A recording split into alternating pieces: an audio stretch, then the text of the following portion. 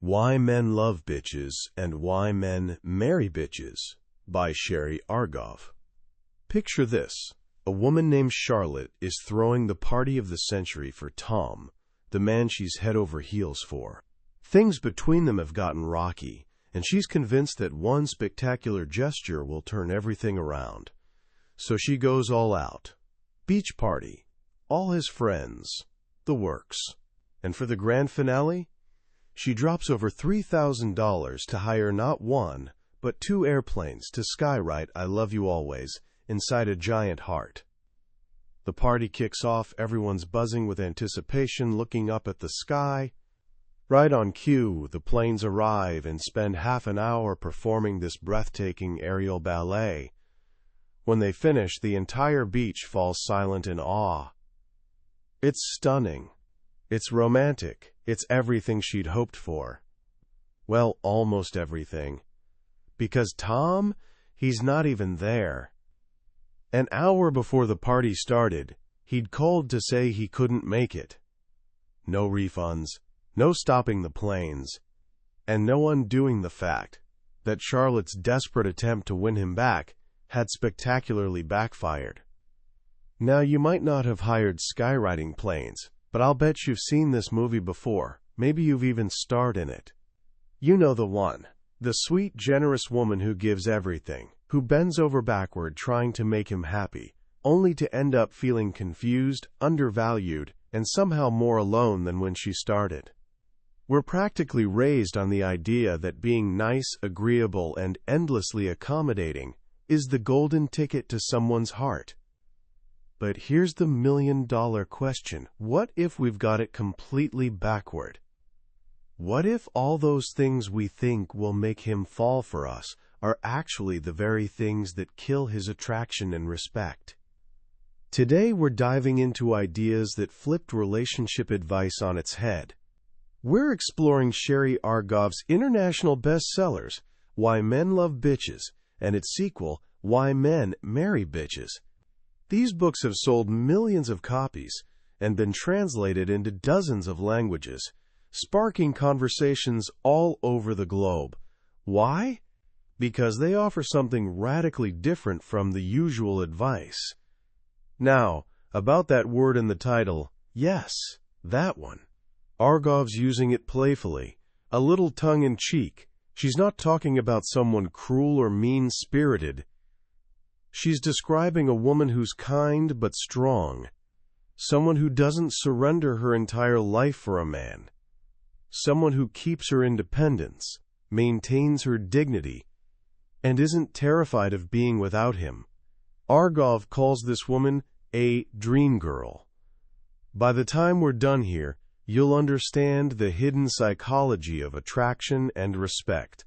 You'll see why men are drawn not to the woman who serves them hand and foot, but to the one who challenges them. You'll discover why self-respect is the most magnetic quality you can possess, and how holding on to it is the secret not just to attracting a man, but to building a relationship where he genuinely cherishes you, respects you, and feels like he won the lottery by being with you. This isn't about playing games, it's about understanding how the game actually works.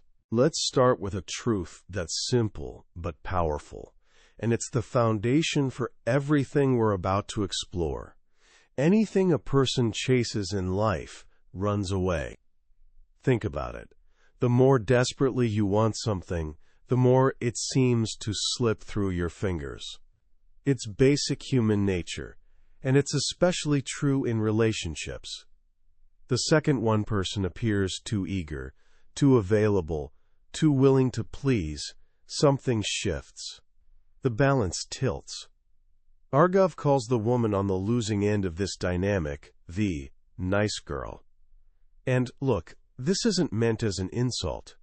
We've all been the nice girl at some point. She's the one who goes overboard. She'll whip up a 4-course gourmet meal for a guy she barely knows, hoping he'll return the effort. She'll ditch plans with her friends at the last minute, because he might call. She'll agree with everything he says, thinking that's what makes her attractive. She operates from fear, specifically the fear of losing him, And in doing so, she gives away the very thing he finds most appealing, her own identity. A man doesn't fall for his reflection, he falls for a whole other person. The nice girl makes a critical miscalculation. She thinks that by being endlessly accommodating, she's showing him how much she cares. But what he often sees is someone who doesn't value herself. He starts wondering, why is she trying this hard? Is she like this with every guy? He'll either assume she's desperate or that she has no standards. Either way, his respect starts to erode, and when respect goes, attraction isn't far behind. Enter the dream girl, the so-called bitch of the title. She's playing an entirely different game. She's not mean or harsh. In fact, she's often described as sweet as a Georgia peach. But inside that sweet peach, there's a strong pit. The biggest difference between the nice girl and the dream girl comes down to fear. The dream girl isn't afraid to be without him. And that changes everything. Because she's not terrified of losing him, she doesn't abandon her life for him. She keeps her friends. She keeps her hobbies. She keeps her schedule. She maintains her own rhythm. When he calls asking her out, she might be free, or she might already have plans. She had a full, interesting life before he showed up, and she's keeping it that way. This creates what Argov calls the mental challenge. Men are drawn to this like moths to a flame. Over 90% of the men she interviewed used this exact phrase. A mental challenge isn't about being intellectually brilliant or debating quantum physics. It's about whether he feels he has a complete hold on you. The moment a man feels he's got you locked down, that you'll always be there, always say yes, always put him first, the thrill evaporates. Think of it this way. If a hunter goes out tracking game and someone just drops a dead moose on his doorstep, he'd want nothing to do with it. It could be the exact same moose he would have spent a week in the wilderness hunting, but the pursuit is what makes it valuable. When a woman chases a man, it has the same effect as delivering that dead moose. The dream girl gets this instinctively. She lets him be the hunter. She knows that men are wired to pursue. This isn't a game she's playing. It's understanding human nature. By not being constantly available, by having her own life, she isn't playing hard to get. She is hard to get. There's a world of difference. This creates a subtle tension that men find irresistible. He has to wonder a little. Where is she? What's she thinking? Why isn't she texting me back right away? This curiosity keeps him hooked. He has to put in effort. He has to earn her time and attention. And in doing that, he starts valuing her more and more. So how does this actually play out in real life? Let's break down the dream girl's approach into a few key areas. First up, communication. Argov has this wonderful phrase for it, dumb like a fox. It means letting him think he's running things while you quietly steer the ship. A man's ego is powerful. He needs to feel capable, competent, and right. Want to know the 3 words guaranteed to turn any man on? You are right. The dream girl understands this. She doesn't argue over petty stuff. If he insists on driving in the wrong direction for 20 minutes because he won't ask for directions, she doesn't hit him with, "I told you so." She lets him be the hero who figures out the right way. You let him be right and you be smart. By stroking his ego in these small, gentle ways, you're appealing to his instinct to protect and provide. When he feels like a king around you, he'll want to give you the world. This is completely different from being a doormat, by the way. A doormat gives up her opinions and needs. A dream girl just picks her battles. She knows that feminine strength can be just as powerful as aggressive force. As Argov puts it, men control the world, but women control the men. Part of being dumb like a fox is understanding that men don't respond to words the way women do. They respond to no contact. This might be one of the most crucial lessons in the entire book. When a woman's unhappy, her instinct is to talk. "We need to talk," she'll announce. She'll explain her feelings, analyze the relationship, plead, cry, she'll nag. But nagging is just negative attention, and negative attention is still attention. It reassures him that he's got you, that you're deeply affected by everything he does. And what happens when you nag? He tunes you out completely. The dream girl flips the script. When he takes her for granted or behaves poorly, she doesn't create an emotional scene. She pulls back. She becomes a bit less available. She gets busy with her own life. She speaks through her actions, not her words. For instance, if he's consistently late and it bothers you, the nice girl waits around, gets progressively angrier, and then lectures him when he finally shows up. The dream girl waits for a reasonable amount of time, then makes other plans. When he calls, she's not angry. She's just unavailable. The message lands loud and clear, without a single word of nagging. He learns that her time is valuable, and if he wants to be part of it, he needs to respect it. This approach of pulling back when he misbehaves makes him deal with the problem. Instead of you being the problem because you're nagging, the problem is his own behavior, and he has to figure out how to fix it to get your attention back. It completely shifts the power dynamic. Now let's talk about something a bit more intimate, sexuality. Argov calls this the candy store. The principle is straightforward. Don't hand over the entire candy store at once. Give it one jujube at a time.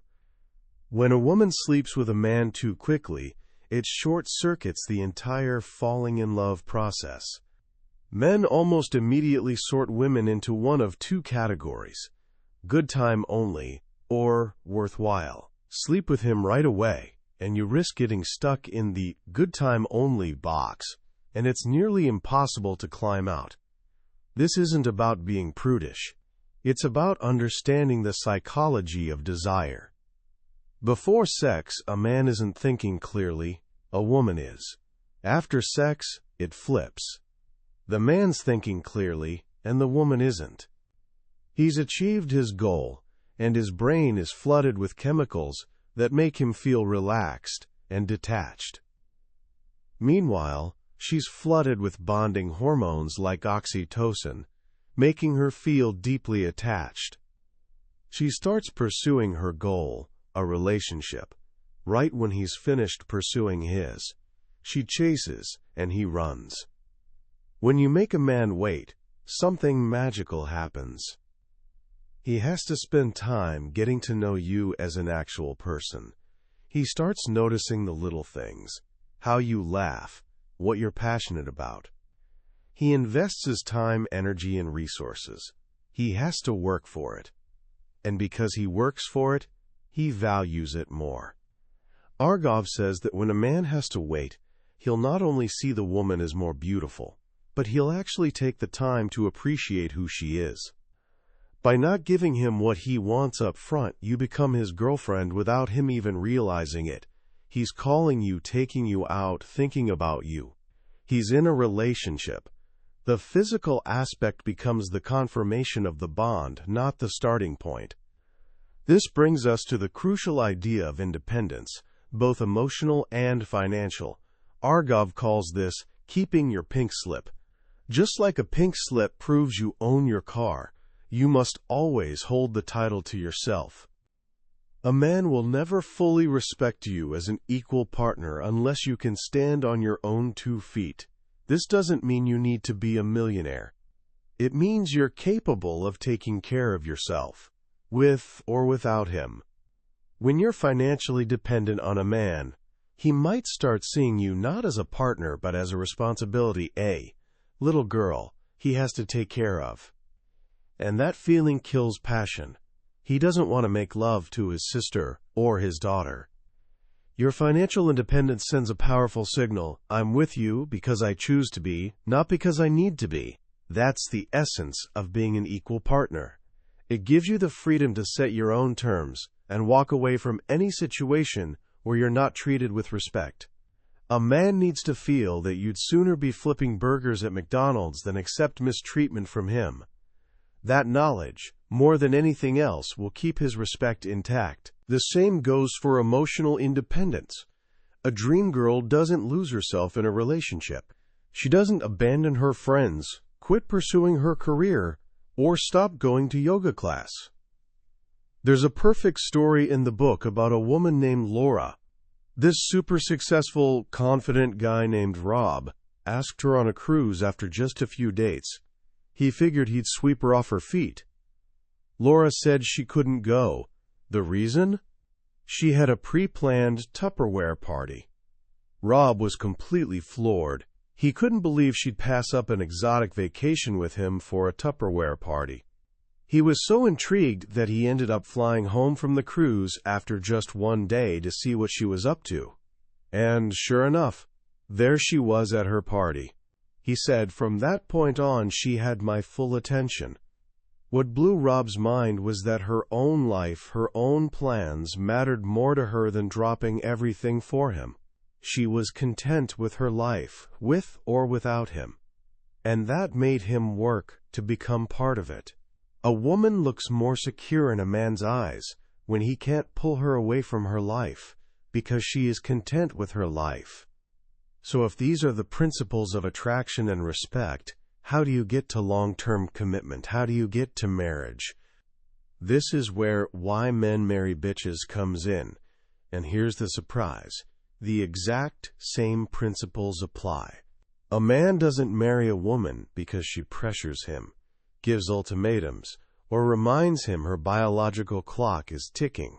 He marries her for the same reasons he was attracted to her initially: her strength, her independence, her dignity, and the fact that he never feels like he completely owns her. The biggest mistake a woman can make when she wants marriage is having the talk. Where is this going?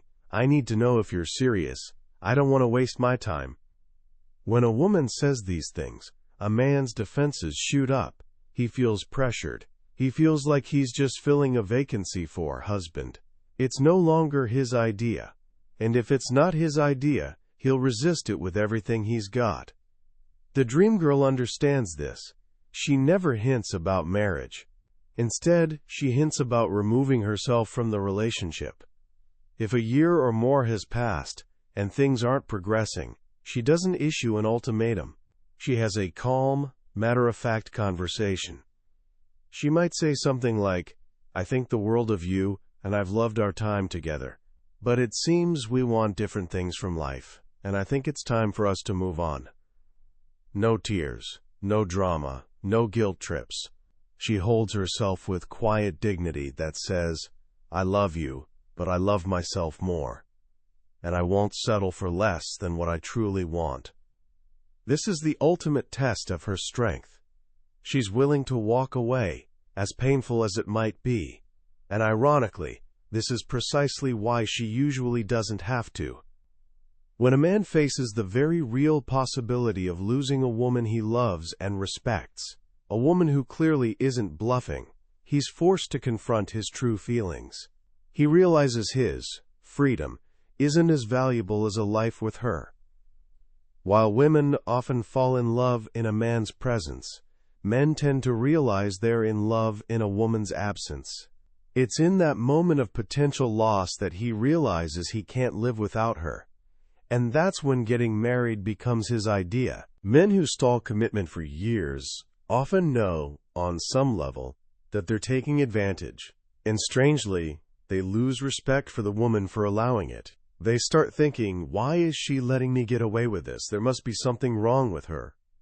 But the woman willing to walk away sends the opposite message. She communicates her value.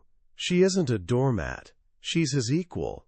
A man doesn't marry the woman he can live with. He marries the woman he can't live without. And he can't live without the woman he deeply respects. In the end, all these principles, the mental challenge, the independence, the self-respect, aren't just tactics to get a man. They're principles for living a fulfilling life. A man marries a woman who's interesting, who has her own passions, who's happy with herself. He marries someone who adds to his life, not someone who needs him to complete hers. He doesn't marry the woman who puts him on a throne. He marries the woman who's his equal. The story shouldn't be about a princess waiting for a prince. It should be about a princess who's busy building her own kingdom. And when the prince comes along, he's so impressed by what she's built that he wants to be part of it. He has to prove he's worthy of her. And that, Argov suggests, is the kind of fairy tale that ends in a truly happy, respectful ever after. When you step back and look at the heart of Sherry Argov's work, it's not really about being a bitch at all. It's about dignity. In fact, one of her final attraction principles nails it. The most attractive quality of all is dignity. What these books do brilliantly is translate the language of self-respect into the language of romantic attraction. They take this abstract concept, dignity, and show you exactly what it looks like in real life.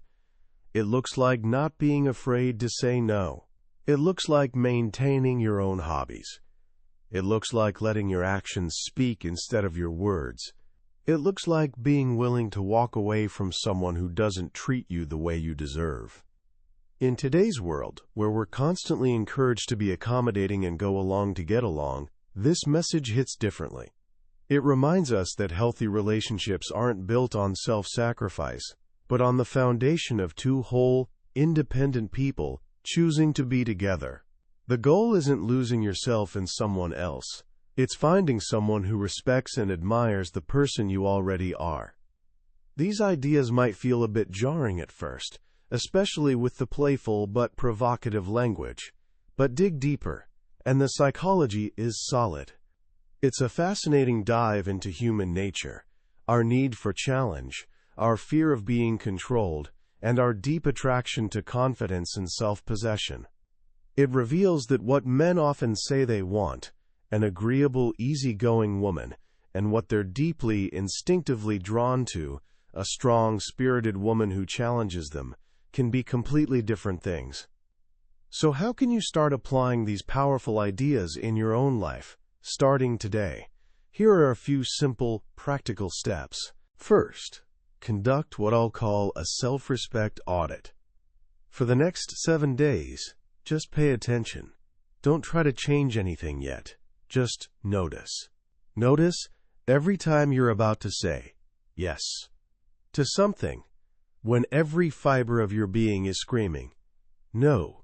It could be something small, like agreeing to a movie you don't want to see, or something bigger, like taking on extra work you don't have time for. Just notice it. Becoming aware of how often we prioritize others, convenience over our own needs, is the first powerful step toward change. Second, reconnect with one thing that's just for you. Think back to a hobby, passion, or interest you loved but let slide because life got busy. Maybe it was painting, hiking, or learning a new language. This week, make a small, non-negotiable appointment with yourself to re-engage with it. Go to one class. Read one chapter. Take one walk. Remind yourself what it feels like to have a part of your life that's yours alone. This is the foundation of that magnetic independence. And third, practice the art of the pause. Next time you feel that surge of emotion, frustration because he's late, anxiety because he didn't call, resist the urge to react immediately. Just pause. Take a breath. Do nothing. Go about your day. You'll be amazed at how much power you reclaim in that moment of quiet self-control. You'll start seeing that no contact isn't a tactic. It's a state of being. It's the quiet confidence that says, my peace of mind matters more than getting an immediate reaction from you. Ultimately, the most profound lesson from Sherry Argov isn't about how to get a man to love or marry you. It's about learning to love and respect yourself so deeply that his presence becomes a wonderful addition to your life, not a requirement for your happiness. It's about becoming the dream girl in your own life first. When you embody that energy, that quiet strength, that unshakable dignity, you don't need to chase love. It comes to you. That was a summary of Why Men Love Bitches and Why Men Marry Bitches by Sherry Argov. We've covered the main landscapes of these ideas today, but here's the truth. A summary is like looking at a travel brochure. It can show you the pictures, but it can never replace the feeling of actually being there. The real magic happens when you read the book yourself. It's in those quiet moments when a particular story or simple phrase connects with you in a way you didn't expect. This summary is designed to help you decide if this book deserves your time and attention. If anything we've talked about today struck a chord, I encourage you to grab a copy. Reading it isn't just about learning. It's an experience that can genuinely change how you see yourself, your relationships, and your own worth. Also, if you found this journey valuable, please take a moment to like this video and subscribe to the channel. It's a small click for you, but it makes a huge difference for us, and it ensures you won't miss our next exploration into another life-changing book. Let's keep learning and growing together.